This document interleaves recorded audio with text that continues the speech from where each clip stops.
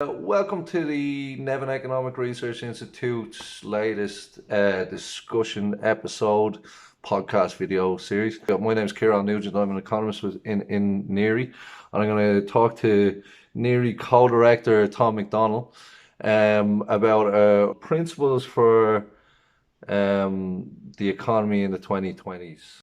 So we're in unprecedented times with COVID now, and at the beginning, in the first few months with the intervention of the state, there was this talk of a new social contract and a new paradigm shift, and seizing the opportunity perhaps to restructure or reposition the Irish economy. Now, that kind of talk is kind of subsided a little bit, or I would say it has anyway. So what do you think are the well, first of all, can you take us through the three principles in broad terms? Well, I suppose the first thing I wanted to do was to kind of step back and take a look at what it is we're actually trying to achieve. And sometimes in economics we talk about economic growth, although few people really know what that means. What I wanted to do was to talk about a specific type of growth, and that was a growth that was inclusive, which means everyone benefited from it, but it was also growth that was sustainable. So not growth based upon a housing boom or a tech boom or something like that, or on unsustainable fiscal grounds based on massive tax cuts or something like that. So I want to step back and say, well, what we're trying to achieve here is consistent improvements in the quality of life and well-being of the population, ultimately at a global level, but in terms of Irish policy, very much at an Irish level, and say that is what we're trying to achieve, and to look at what are the principles that would kind of lead us in that direction.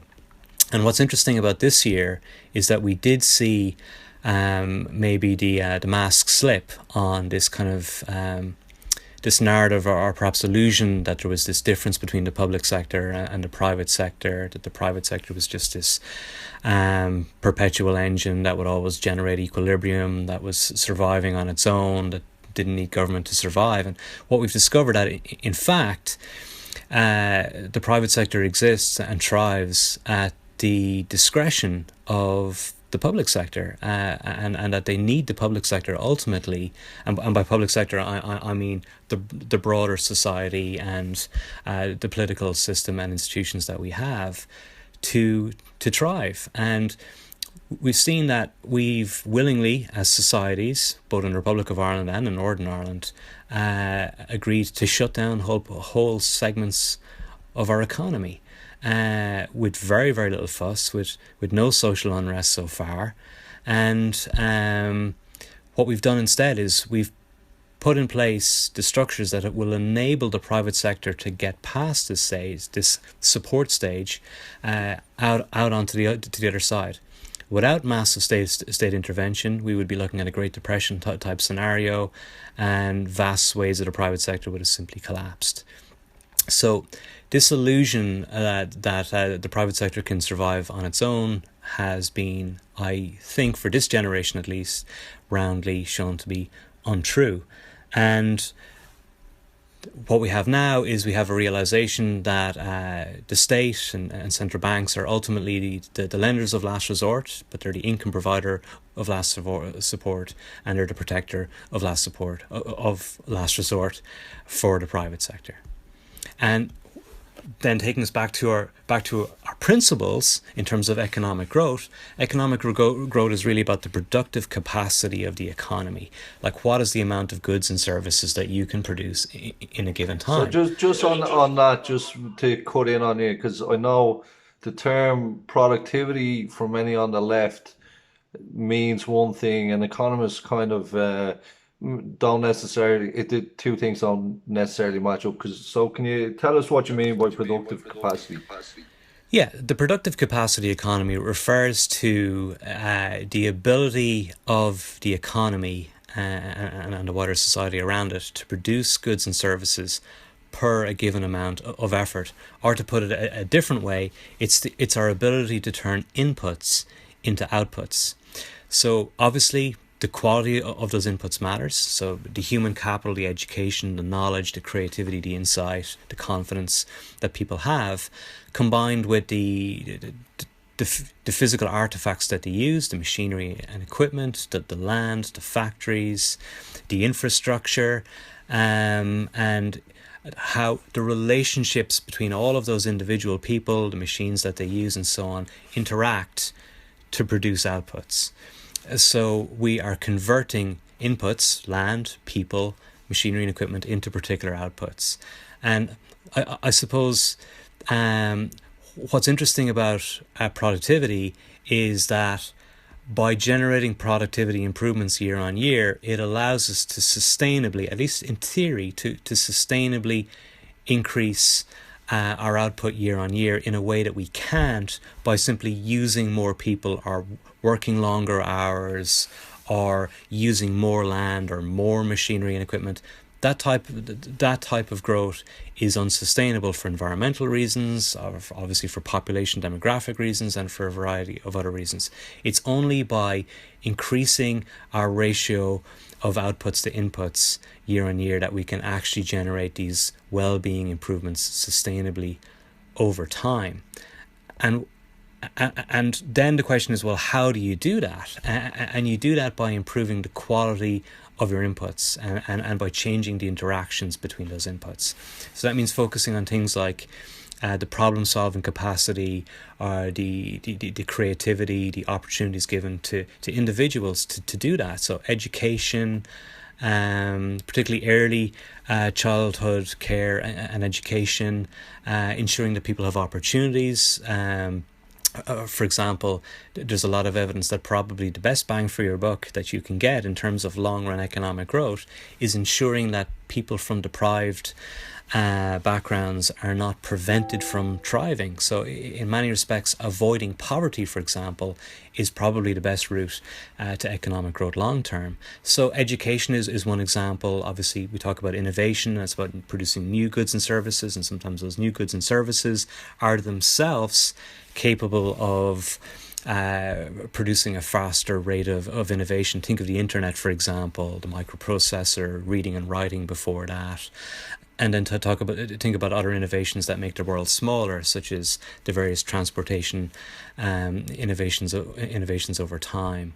So the first principle is that we need to increase our productive capacity. We do that by investing in education, investing in infrastructure, investing in research and development, in particularly certain types of infrastructure, such as broadband infrastructure, very important for certain regions to be able to Interesting in the news at the moment, yeah.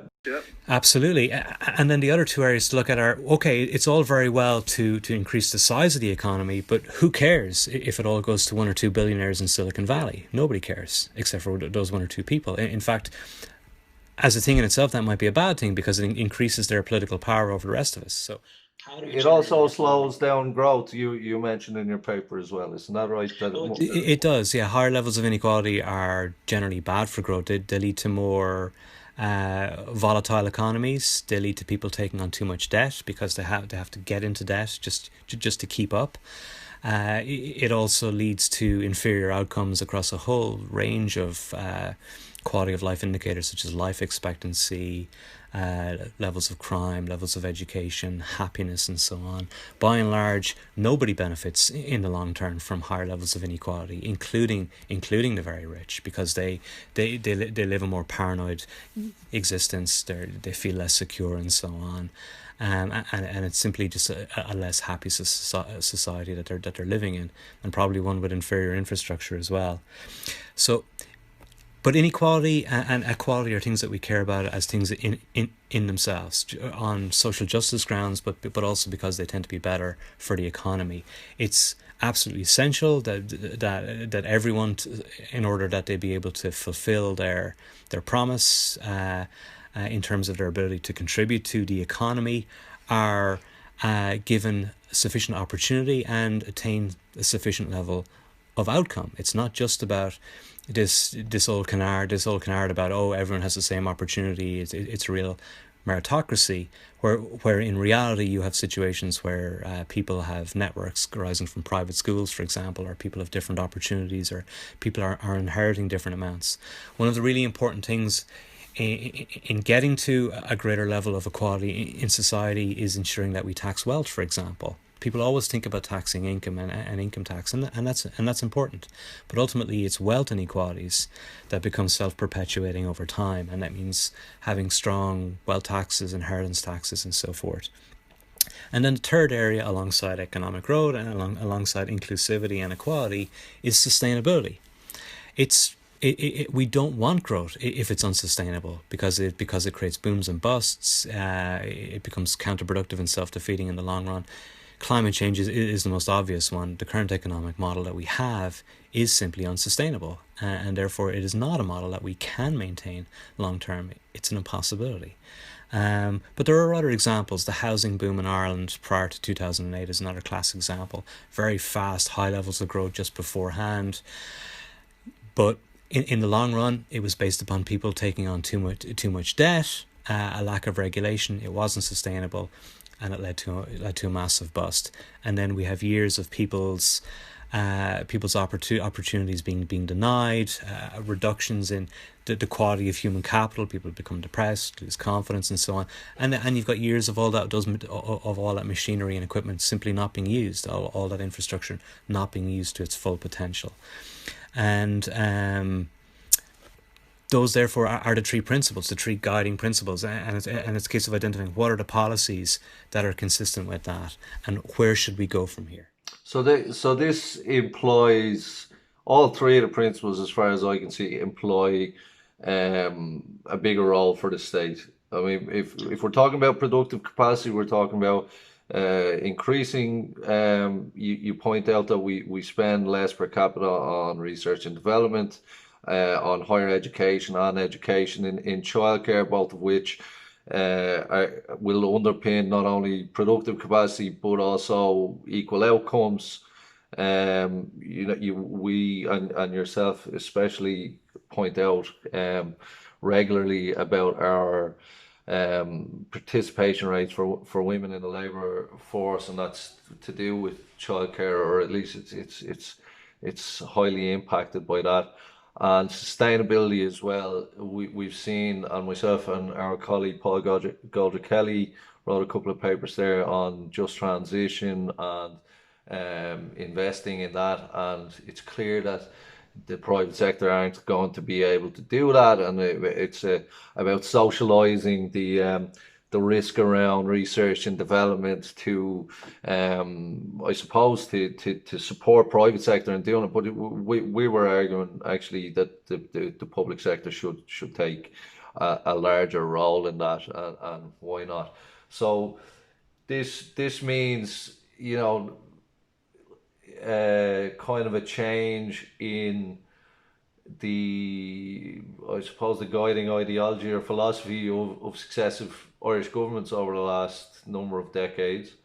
And as I opened with there seemed to be some kind of hope with that, with the recognition after the government had to intervene with the pandemic, and all of a sudden, they can intervene when they want to intervene. They've been telling us for a long time that they can't, and they immediately could. So with that kind of win, in a way, there was hope, at least from my end, that this might be a sea change. But within a couple of weeks, it was back to talk about austerity and paying for this, and low wage employees need incentives to go back to jobs that don't exist, and etc. etc.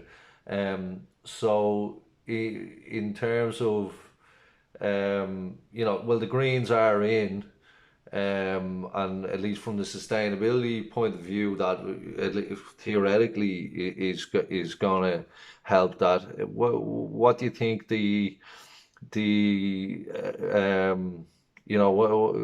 what do the tea leaves tell you about the coming years in terms of actually taking this opportunity? Because this unemployment is going to continue, at least for the next 6 months, at least, and high levels of it. So yeah, it, has the commentariat forgotten what they were talking about 3, 4 months ago, or is there hope that these things will be appropriately addressed? Well, I think the gravity of the situation back in March was such that to not introduce a wage subsidy scheme would have been an enormous and obvious failure. And once the Irish government had seen other European countries do it, to bring in furlough systems and so forth, the momentum was such that they probably felt they had no choice. Now, it was absolutely the right thing to do. It did help to glue employees and employer together. That maintains the potential for productive capacity to be preserved as we go into 2021 and 2022, and those wage subsidy schemes in some evolved form and eventually some kind of short-time working scheme will need to be maintained well into 2021, and that is the plan, at least in the Republic, till about March. In Northern Ireland, unfortunately, their furlough scheme runs out in October, so they could be looking at a very, very deep recession starting in the fourth quarter of this year.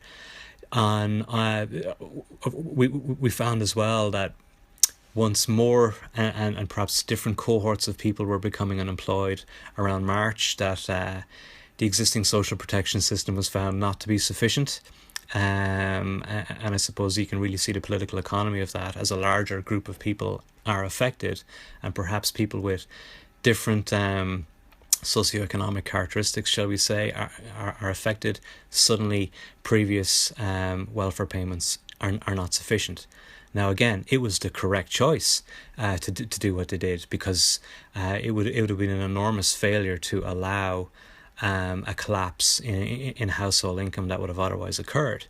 Now, the pandemic unemployment payment will be wound down over the next six months or so, and it will be interesting to see where it finally lies. And it will also be interesting to see if there is a greater appreciation and empathy for people that have lost their jobs. Now that people realise that anyone could lose their jobs, and for capricious reasons. In this case, it was a pandemic. For in other areas such as the Midlands, it's because of the just transition that's required in relation to climate change. In the past, it's been related to globalization. Sometimes it's people are just unlucky in terms of the firm that they were working for, or perhaps they became ill. But in the past, we've had a kind of a nastier narrative about the undeserving poor versus the deserving poor. And it will be interesting to see how that debate evolves over the next few years. My suspicion is that one outcome that we will get from this is that we will get a degree of reform in terms of our social insurance system, and that may lead to a more robust social welfare or social insurance system arising from that. I mean, we know Ireland and indeed Northern Ireland are two of the places, Northern Ireland being part of the UK, that have very low levels of public spending and very low levels of revenue raising relative to other Western European countries. And the NERI have done a number of papers which have shown this to be the case. In both polities, education spending is very low. Again, this is an enormous policy failure because it means that our productive capacity arising from human capital will be much lower than it will be in other European countries. Again, both countries spend very little on research and development, and perhaps most egregiously of all, childcare. Childcare spending is way below what it needs to be. Ourselves, Republic of Ireland, the UK, and the United States are the three big failures here.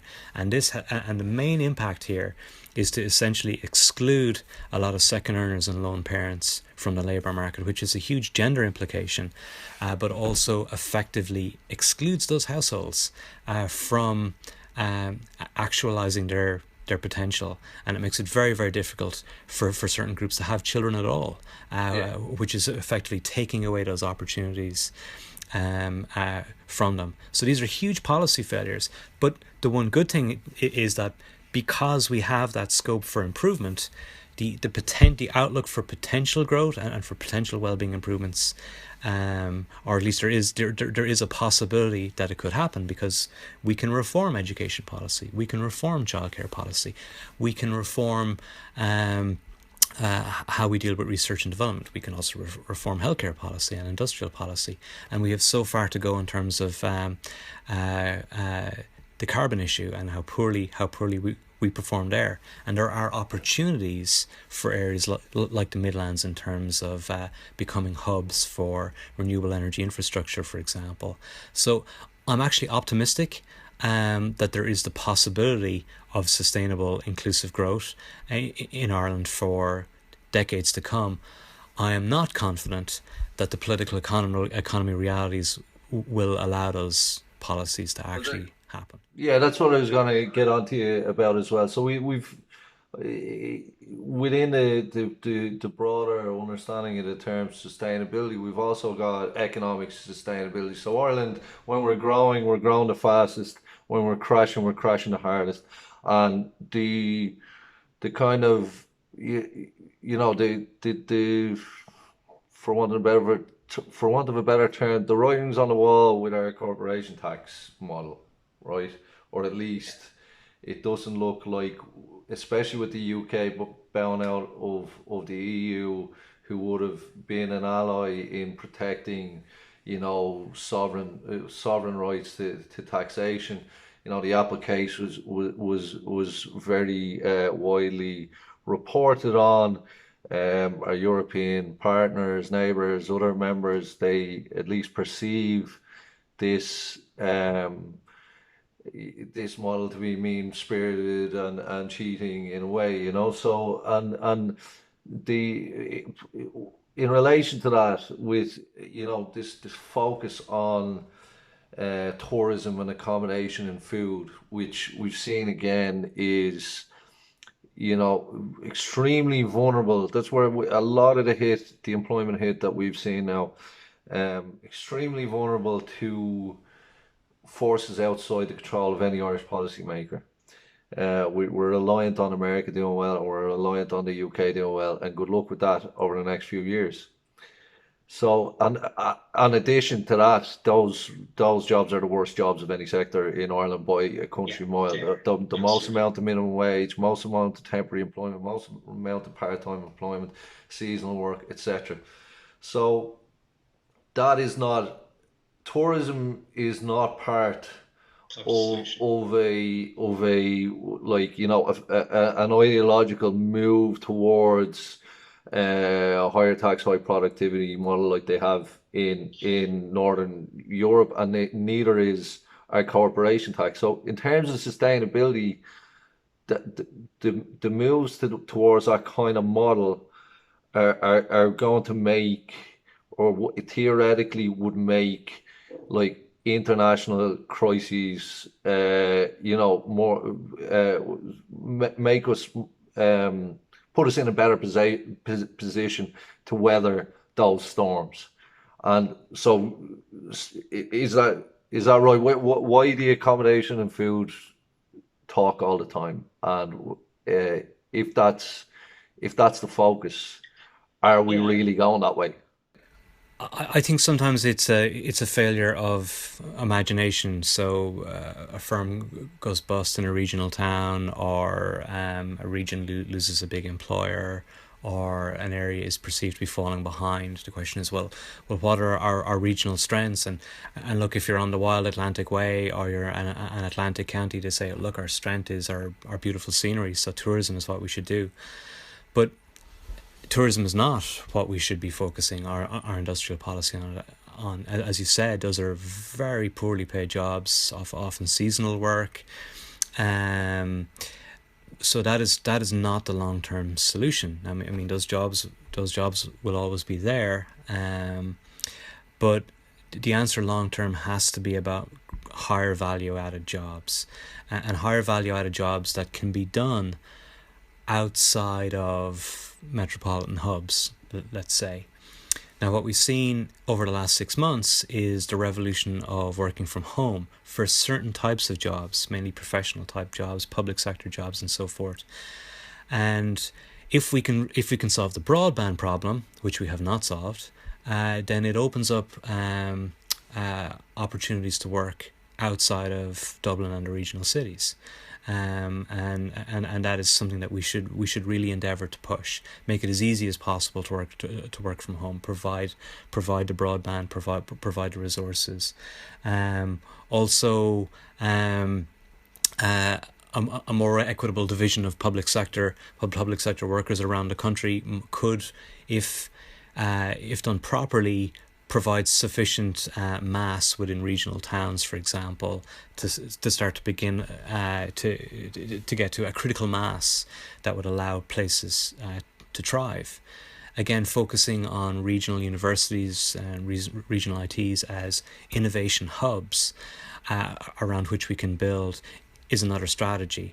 And of course, connecting up all of these places through heavily subsidized public transport that actually genuinely links all of these places together, rather than just linking the towns as commuter towns to the 4 or 5 large urban areas that we actually have.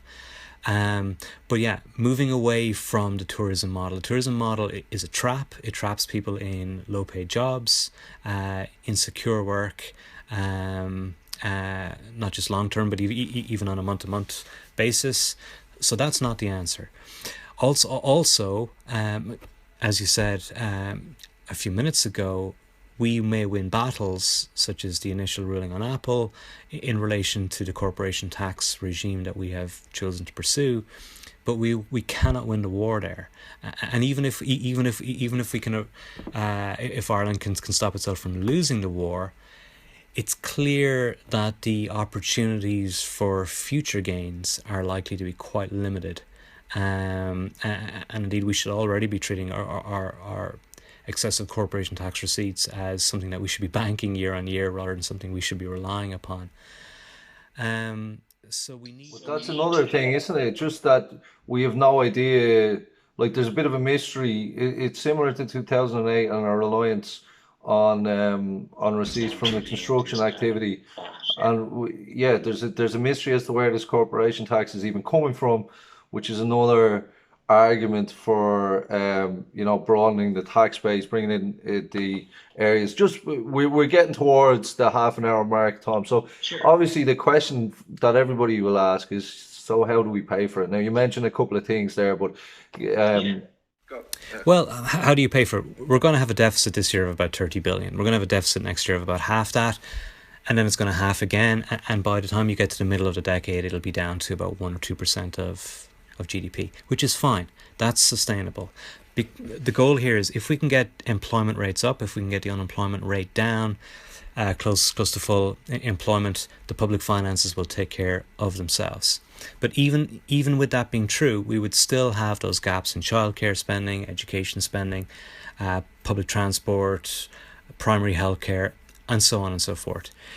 And it's important therefore to look at, well, where are the areas where we can glean additional revenue? Now, some of that is going to have to be consumption taxes associated with pollution, because we're going to have to meet our environmental goals. Now, I'm not necessarily proposing that you increase consumption taxes overall. You could have offsetting reductions in other types of consumption taxes, such as VAT, for example. So it turns out that the area where the Republic of Ireland and indeed the UK are very, very different from the rest of Western Europe is employer PRSI. And almost all of the revenue gap in the Republic of Ireland is associated with employer PRSI. So what we are proposing is that over the medium term, not in the next 2 years, not at the height of an economic crisis, but as we get to the recovery phase and beyond, that we gradually increase employer PRSI.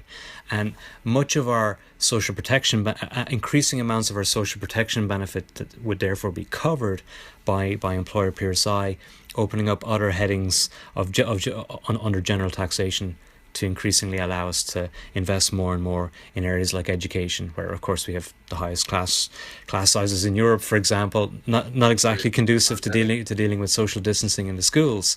And we could go on and on. So that is the main area. There's other areas where we should do it, even though it won't generate a lot of revenue. So things like wealth taxes, inheritance taxes, and so on, could generate up to 1% of GDP, And again, property tax would be another area there, particularly on non-principal private residences. There could be significant increases there. We should do that anyway for equity reasons, and that will, generate a decent haul of silver. But really, in terms of the major reform, it's going to have to be on the side of PRSI, and it's totally doable. Absolutely. And I mean, there's just the, it's not just water charges, but that's one that springs to mind is that there's always, in the commentary in an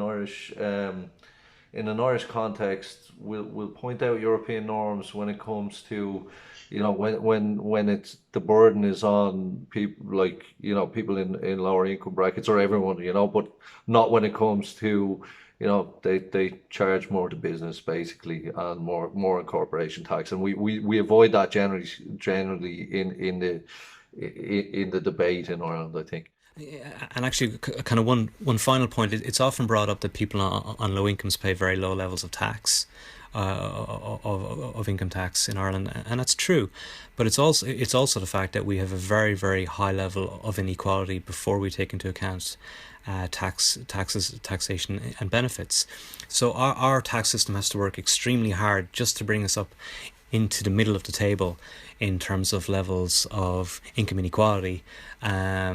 And if we didn't have the type of taxation structure that we have, we would be one of the more unequal countries in Europe. So unless we can change the profile of market income and the distribution of market income, which is associated with things like Ireland having very low labour shares, and of course our very hostile environment that we create for trade unions and collective bargaining, for example, that leads to low labour shares, we are not going to be able to deal with the low levels of income tax on low paid earners without making us a very unequal society. And that's touched on too in your paper. We didn't get to it though, but obviously collective bargaining, trade union density, etc., comes into the equality part and actually, underpins growth.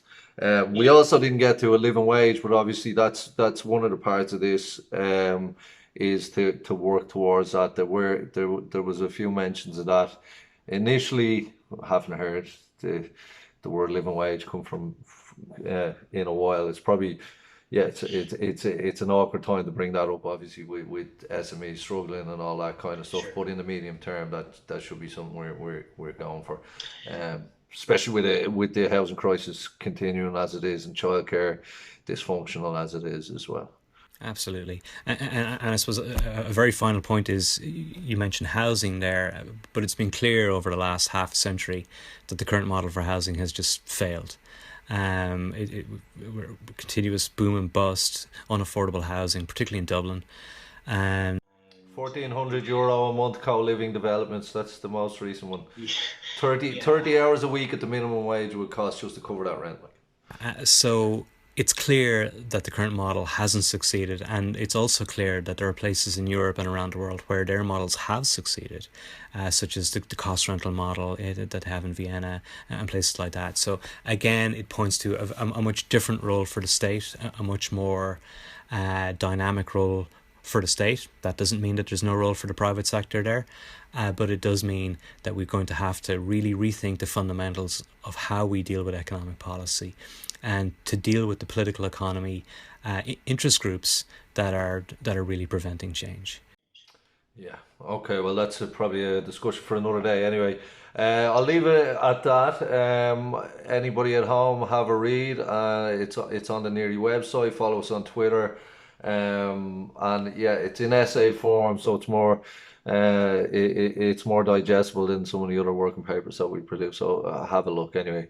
All right, Tom. Thanks a million for that. Thanks for having me, Ciarán. All right. Sure. We'll see you soon. All right.